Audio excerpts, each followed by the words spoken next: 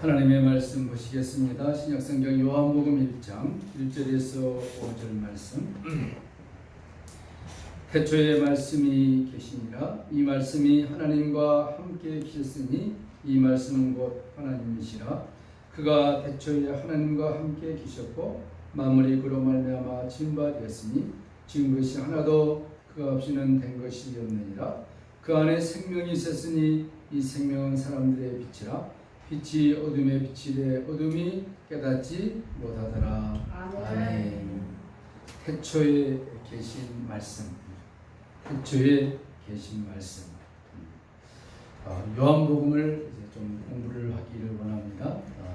많은 신학자들이 계시는데 만약 당신이 성경 66권 가운데 추천할 만한 있는 성경 다 하나의 말씀이지만 가장 사랑하고 애용한 말씀을 좀 골라봐라.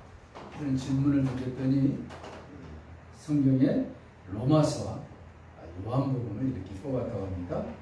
그 의미는 요한복음에 들어있는 예수 그리스도의 생명, 로마서에 들어있는 복음이란 무엇인가? 세상에서 아무리 잘되고 승리한다 할지라도 생명 되신 주님을 만나 구원받지 못하면 꽝이죠. 그죠?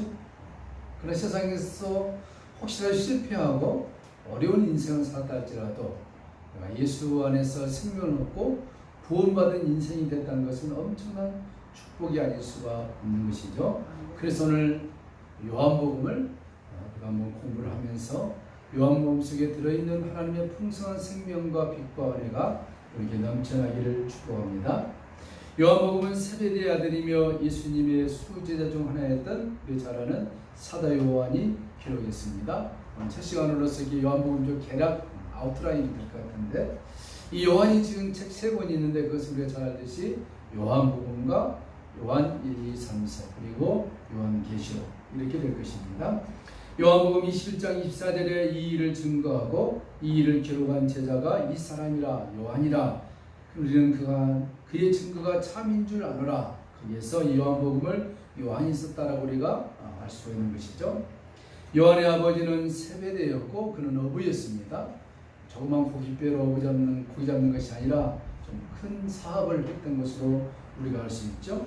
전승에 하면은 그 세베대 요한의 아버지가 아주 부자였다라고 많은 하인들도 거느렸고 나중에 예수님이 십자가에 달려 죽으실 때 로마 총독 그 안으로 들어갈 때 다른 사람 갈 수 없는데 요한만 들어갈 수 있는 것은 그만큼 아버지가 발이 넓었다.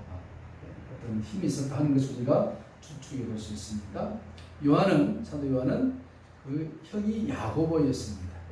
형이 야고보고 동생이었는데 아버지와 함께 그물을 깃고 있던 중에 그런 예수님의 부르심을 받고 그 형과 함께 예수님의 제자가 된 것이죠.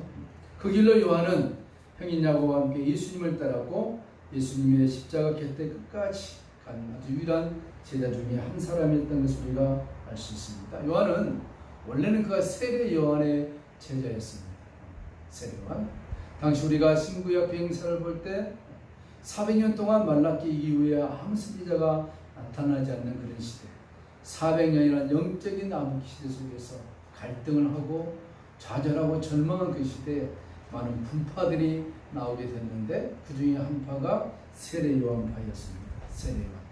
세례 요한의 제자가 되어서 언제 메시아가 오느냐 깊은 관심이 있었는데 예수님의 말씀을 듣고 듣다 보니 이분이 메시아이구나 하는 생각이 들어서 어느 날 고기를 잡고 형과 함께 그물을 씻고 또 꼬매고 있는데 예수님 오셔서 환호미 나를 따르라. 그 말씀 한마디에 모든 것을 내려놓고 예수님의 제자가 되었다는 것을 우리가 성경을 통해서 알 수가 있습니다. 그 안에 작업들이 됐겠죠. 마음의 작업들. 언제 예수님이 나를 부르실까? 그런 어떤 준비들. 그 찰나에 예수님이 오셔서 나를 따르라 하니 야고보와 요한이 예수님의 제자가 된 걸 우리가 믿습니다. 요한은 예수님의 제자가 되어서 예수님의 사랑을 듬뿍 받은 사람이었습니다. 우리가 최후의 만찬 그림을 보면은 예수님의 품에 의지해 있던 한 청년을 볼 수 있는데 그가 요한이었습니다. 요한은 주님의 총애를 받을 뿐만 아니라 말년에 읽어서 에베소 교회에서 설교하고 저술 활동을 하면서 그 가운데 도미티안 로마 황제의 기독교 핍박을 강하게 받는 시대에 잡혀서 저 어디로 갔습니까? 반모라는 섬으로 유배를 갔습니다. 이제 내 인생은 끝이구나. 그 아주 악랄한 도미티안 황제가 악랄했습니다. 수많은 그리스도인들을 죽였습니다. 그때 요한도 잡혀서 저 반모섬, 아주 황폐한 것, 가면 나올 수 없는 것, 그곳으로 끌려가게 된 것입니다. 우리는 그렇게 생각할 수 있죠. 예수님을 직접 만났고 예수님의 제자였고 다 순교당하는 그런 상황인데도 요한만큼은 죽지 아니하고 설교하고 저술하는데 마지막 그 인생을 좀 행복하게 살다가 주님의 품에 안겼으면 얼마나 좋았을까 그렇게 생각할 수 있는데 우리 생각과는 다르게 요한은 저 반모섬이라는 곳에 끌려가게 되었습니다. 아주 유배를 간 것이죠. 그런데 우리의 생각과 하나님의 생각이 다른 것을 알죠? 그 반모섬에 가서 요한은 장차 재림하시. 여러분 생각해 보세요. 이 요한복음이 AD 80년에서 95년경에 쓰여진 걸로 알고 있는데 장차 2000년 그 먼 훗날 예수님이 재림하실 것을 반모섬에서 환상 중에 끌려가서 보는 영광을 누리게 됐다는 것입니다. 고난은 고난으로 끝난 것이 아니라 고난 너머에 반드시 고난 속에 반드시 하나님의 뜻이 있는 것을 믿으시기 바랍니다. 우리 예수 믿다가 힘들지만 그러나 그 고난과 힘든 역경 속에 하나님의 이루하심과 하나님의 따스한 손길이 그 누구도 느낄 수 없는 그 손길을 내가 맛볼 수가 있다는 것입니다. 그게 하나님의 은혜인 것이죠. 요한복음은 우리가 알듯이 마태, 마가, 누가, 요한복음이 삼복음서가 공간복음이죠. 다 기록되고 난 다음에 마지막으로 쓰여진 책입니다. 요한복음. 이 요한복음을 왜 썼을까? 요한복음에 들어있는 그 중요한 단어들은 예수, 그리스도, 그 다음에 믿음, 그 다음에 생명, 이것들이 포커스입니다. 우리 몸 그러면 뭐가 포커스입니까? 머리, 가슴, 다리, 그렇죠? 요한복음 그러면 예수 그리스도, 믿음, 생명, 이것들이 아주 키워드로 이루는 것입니다. 요한복음의 목적이 무엇인가? 요한복음의 목적은 우리가 이해하듯이 예수 그리스도를 믿는 믿음으로만 영생을 얻을 수 있다라는 복음의 진수를 설명하는 것입니다. 예수님 안에서만 참빛이 있고 예수님 안에서만 영생이 있고 예수님 안에서만 구원이 있다는 것, 이것을 요한이 강조하고 이 책을 쓴 것이죠.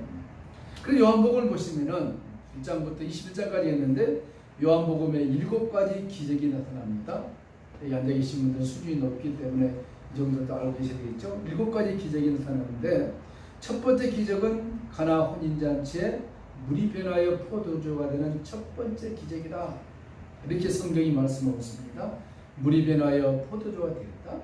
두 번째는 왕의 신하의 아들이 고치는 표적이고, 세 번째는 38년 된 병자가 고치는 사건이고, 네 번째는 오병이의 사건, 다섯 번째는 예수님이 물 위로 걷는 사건, 여섯 번째는 날 때부터 소경되는 자를 고치고, 마지막 7번째가 죽은 나사로를 살려내는 그 7가지 기적을 보여주시면서 기적이 끝날 때마다 예수님이 한 말씀 하십니다. 멋있지? 대단하지? 이렇게 말씀한 것이 아니라 내 때가 이르지 않았다, 이렇게 얘기합니다. 기적을 해오고 나서 예수님이 아직 내 때가 이르지 아니했다, 아직 내 때가 이르지 아니했다, 이 말은 무엇을 염두에 두고 하신 것입니까? 그 표적들이, 7가지 표적들이 다 어디로 연결시키냐면은 예수님의 십자가의 사건을 암시하고 있다는 것입니다. 십자가의 사건. 그래서 이 표적이 어디로 향하고 있느냐면은 가나 혼인잔치에서 물이 변하여 포도가 된 사건이 마지막에 죽은 나사로가 살아나는 것으로 연결되지죠. 끝이 납니다. 그 뜻은 이 표적들은 예수 그리스도의 보혈의 피로 말미암아 죄와 허물로 죽은 자들이 살아날 것이라는 구원에 대한 것을 설명해 주고 있는 것입니다. 그리고 이 표적이 일곱인 것은, 일곱이냐는 것은 하나님의 창조의 숫자인 7을 의미하면서 그 표적들이 하나님의 재창조의 사건이 있을 것을 설명하고 있는 것입니다. 그렇죠? 요한복음 이처럼 예수, 믿음, 생명으로 되어 있어서 이 복음서를 통해서 우리에게 하나님께서 생명을 다시 한번 얻고, 이미 얻었다 그러면 그 생명을 확인하고 그 풍성한 생명을 이 땅에 살면서 이루가기를 원한다는 것이죠. 자, 그러면 이미 공간복음에 예수님의 사역들을 다 기록해 놓고 있습니다. 탄생을 기록해 놓고 예수님의 어린 시절, 또 사역, 그리고 십자가의 사건, 부활의 사건을 다 얘기했음에도 불구하고 왜 마지막으로 또 요한이 이 요한복음을 또 썼을까? 그런 생각을 우리가 해볼 수 있는데, 요한이 사역할 그 초대교회 당시에는 우리가 들어보셨을 것입니다만은 그노스티즘이라고 영지주의란, 아주 유명한 영지주의가 막 발달했습니다. 그 영지주의는 아주 유명한 사람들이 있었어요. 나중에 얘기했지만 그 영지주의가 교회의 초대교회 신학을 엄청 위협하고 있었습니다. 영지주의의 핵심은 뭐냐면은 물질은 다 악한 거예요. 정신적인 것은 다 선한 것이고, 그렇기 때문에 선하신 하나님께서, 그죠? 선하신 하나님께 어떻게 악한 세계를 창조할 수 있느냐, 잘못됐다는 것입니다. 그래서 그들이 믿지 않아요. 또 영지주의자 주장에 하면은 역사적 인간 예수는 단지 인간이에요. 그래서 예수 그리스도의 신적 실체를 부정해 버린 겁니다. 이유가 있습니다. 예수가 만약 하나님이시라면은 우리 그걸 믿지 않습니까? 그런데 어떻게 하나님이 죽을 수 있느냐는 거예요. 이해가 안 되는 것이죠. 그래서 예수가 하나님이 아니란 것입니다. 단 그 그리스도라는 이 사람은, 그리스도라고 하는 예수라는 사람은 영적 인간과 일시적으로 결합하여서 십자가에서 그냥 처형 직전에 분리되어 버렸다. 이렇게까지 설명하고 있는 것이 영지주의인 것입니다. 이 영지주의는 2세기의 그리스도마에 아주 두드러진 영지주의를 통해서 유명한 철학들이 나옵니다. 철학들이. 그리고 그 종교와 결합되어져서 마치 새로운 신앙인 것처럼 교회의 닥트린, 교리를 이용을 했습니다. 우리가 잘 아는 수학자, 대단한 수학자 피타고라스 들어보셨나요? 안 잊을 것입니다. 수학 시간에 아주 피 터지게 우리가 수학 공부를 해가지고 피타고라스는 다 알고 있을 텐데, 피타고라스가 유명한 수학자인데 이 사람이 또 하나의 유명한 영지주의자입니다. 당시 피타고라스를 또 하나의 신이랄 정도로 영적인 일에 굉장히 깊은 심하게 연구한 사람이 피타고라스였다고 합니다. 자, 그 영지주의자들이 무엇을 그렇게 많이 공부했냐면 영적인 것을 깊게 그들이 삭색하고 연구하고 발표하고 막 그런 상황이었죠. 나중에는 무슨 일까지 벌어졌냐면은 영지주의자들이 너무 깊게 하다 보니까 자기끼리 모여가지고 그 모인 사람들은 대단한 사람들이죠. 바늘을 하나 놓고, 바늘, 우리 옷 꾸면 바늘 있죠?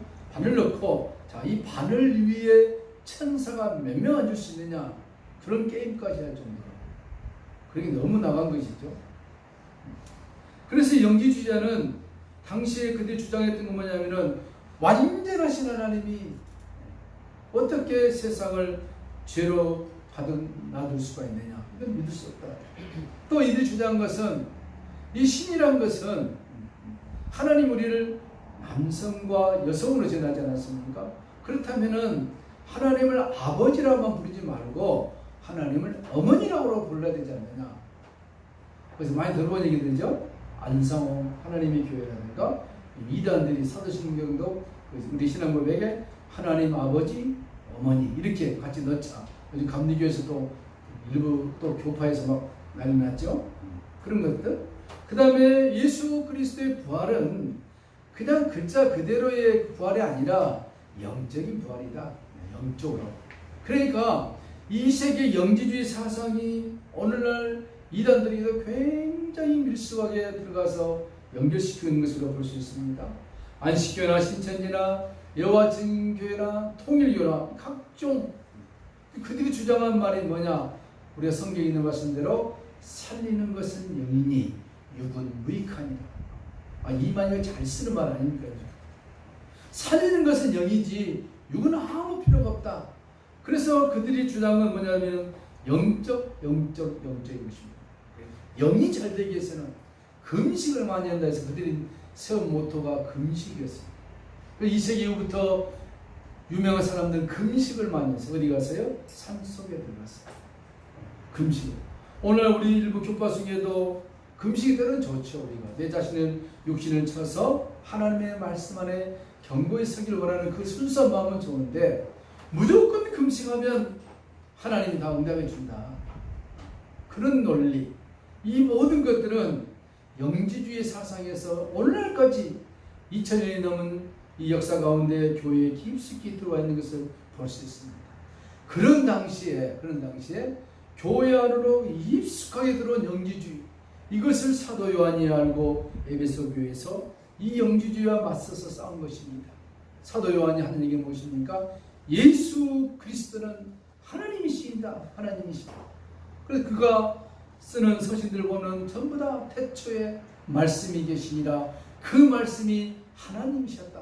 요한 1서에도 나왔고 요한복음에 나왔고 말씀을 강조를 많이 합니다. 그 말씀이 누구냐? 로고스인데 실질적으로 예수 그리스도였고 그분이 곧 하나님이시다. 그 내용을 굉장히 강조하고 있는 것을 볼 수 있습니다. 여러분 우리가 요한복음을 이제 읽어보시면 지금 우리가 요한복음을 읽고 있죠. 보면은 이런 말이 많이 나오죠. 요한복음에서만큼은 특별하게 예수님의 신성을 아주 강조합니다. 그래서 요한복음에 예수님이 자신을 말할 때는 나는, 영어로 I am, 헬라어로는 에고 에미, 그런데 I am, 나는 자꾸 자기를 강조하죠. 그 예수님이 보시면은 나는 길이다, 나는 진리다, 나는 생명이다, 나는 생수의 강이다, 나는 하늘에서 내려온 산떡이다, 나는 세상의 빛이다, 나는 위에서 났다, 나는 양의 문이다, 나는 선한 목자다, 나는 포도나무다, 나는 부활이다, 나는 생명이다. 자꾸 모두가 I am을 강조합니다. 예수님 자신의 신성을 강조하는 것이죠. 하나 예를 들어보면 요한복음 18장 4-6절에 사람들이 나와서 물었습니다. 예수께서 그 당한 일을 하시고 나아가 가라사대 너희가 누구를 찾느냐? 예수님을 잡으러 온 사람들에게 예수님 말씀은 너희가 누구를 찾느냐? 그때 그들이 나사렛 예수를 찾는다니까 예수님이 뭐라냐면 I am, 그럽니다. 내로라. 여기 이 내로라 그런데 I am. 모세가 하나님을 만나고 난 다음에 하나님의 이름을 묻습니다. 그래서 많이 들어본 말씀이죠. 출애굽기에 하나님 당신의 이름이 무엇입니까? 그때 하나님께서 모세에게 뭐라 그랬습니까? I am who I am. 똑같습니다. 그 하나님이 모세에게 들려준 하나님의 이름이 요한복음에서 예수님이 I am, 나는. 예수 그리스도는 하나님이시라는 것을 신구약 전체에서 밝혀 있는 것입니다. 그러니까 예수 그리스도와 하나님은 뗄래야 뗄 수 없는 거예요. 오늘날 WCC가 하나님 아래서 평안을 구하고 하나님 아래서 사랑을 구하고 하나님 아래서 일치를 구하는데 그 가운데 하나만 딱 떼놓습니다. 뭡니까? 예수 그리스도를 맞으라는 것입니다. 구원 얼마 좋습니까? 하나님이 온 인류를 사랑하고 우리를 다 구원할 것이다. 모든 종교는 하나다. 다 합치자, 평화하자, 일치하자, 단결하자. 어디 있어요? 하나님 아래서.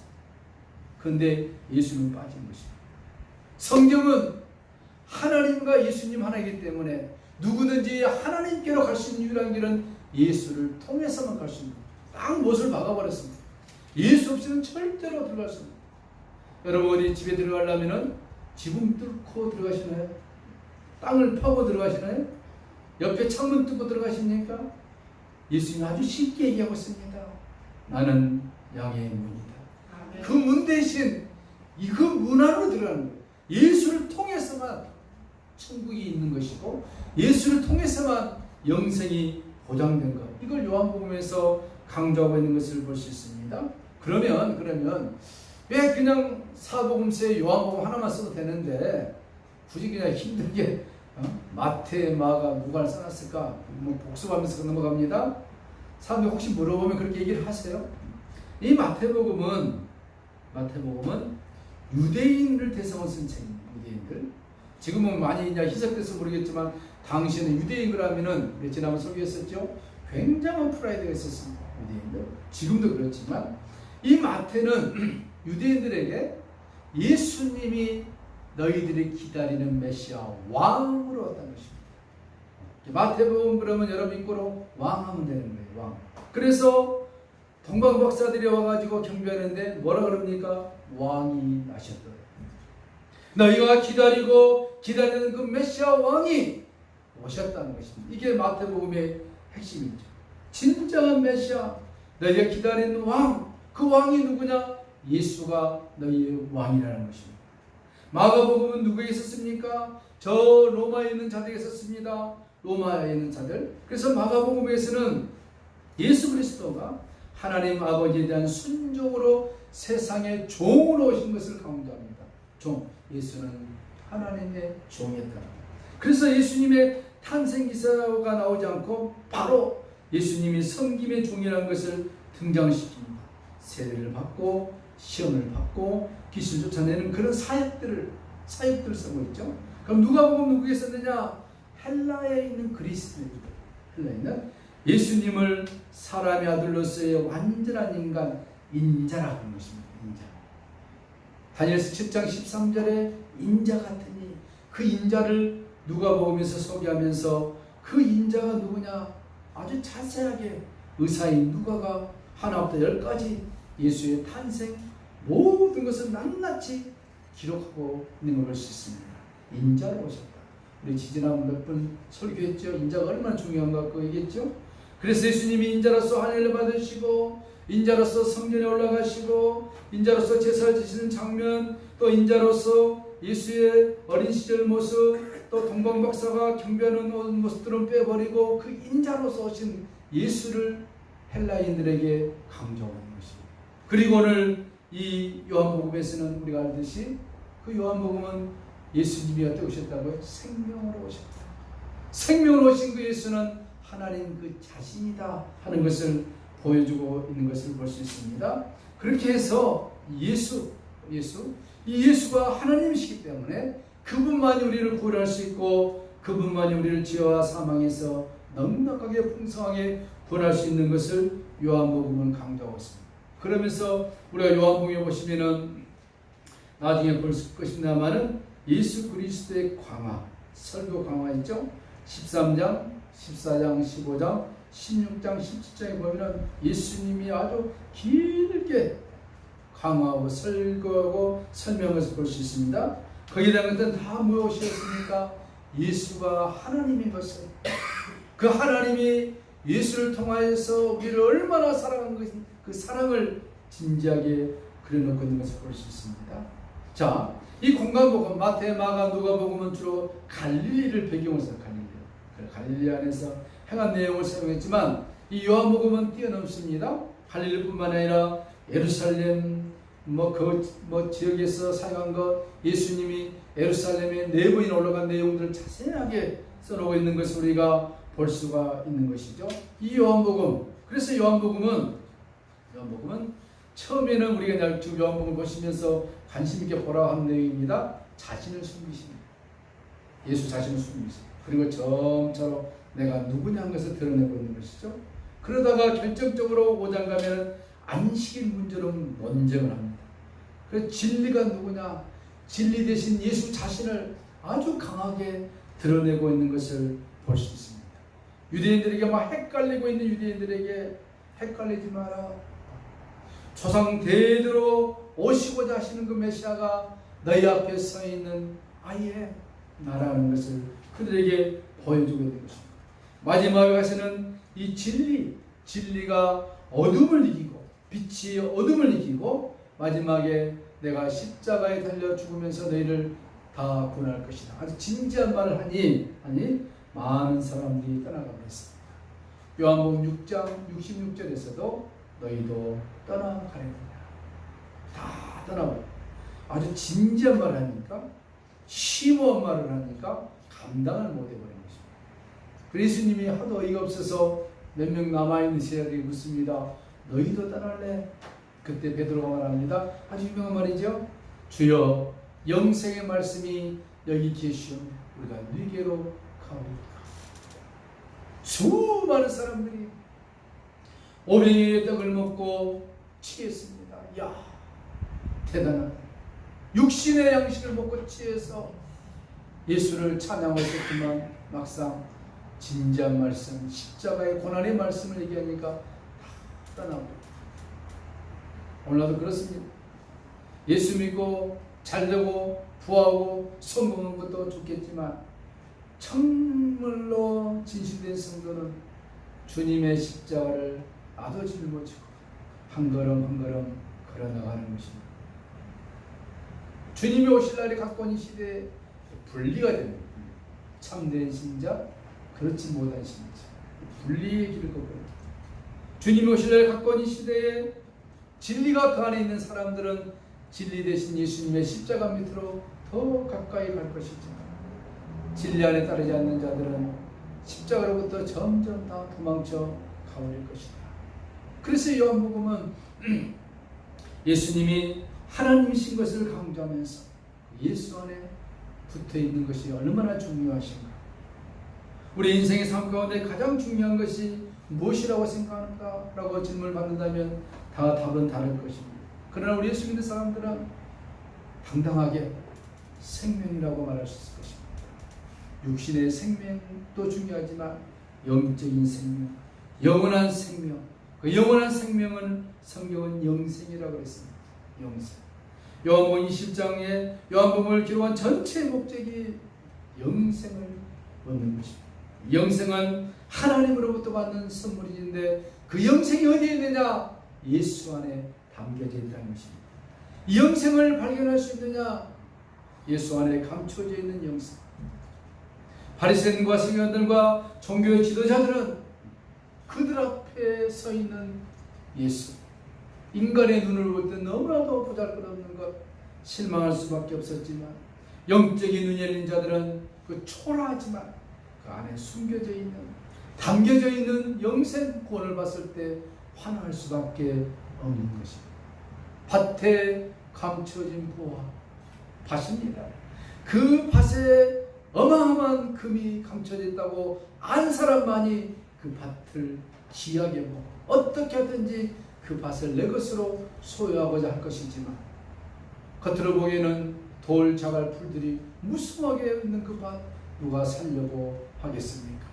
그 안에 금은 보화가 갇혀져 있음에도 불구하고 마찬가지로 그 인간의 모습으로 온 예수, 그 안에 영생이 있음에도 불구하고 보지 못하는, 그러나 참으로 하나님의 은혜로 말미암아 예수 그리스도 안에 있는 풍성한 영생을 볼 수 있는 그들은 주를 끝까지 쫓았다는 것입니다.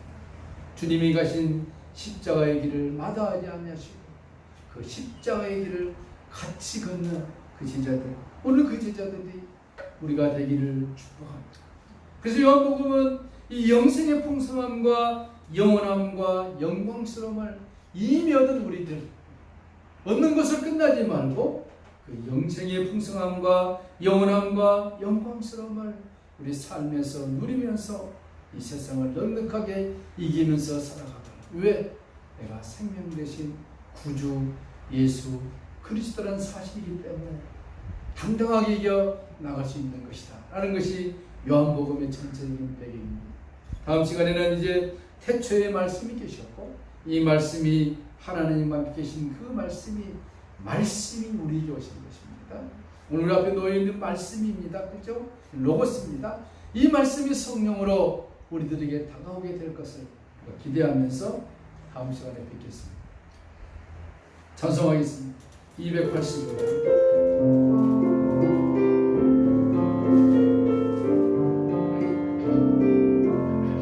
주의 말씀 기쁜 것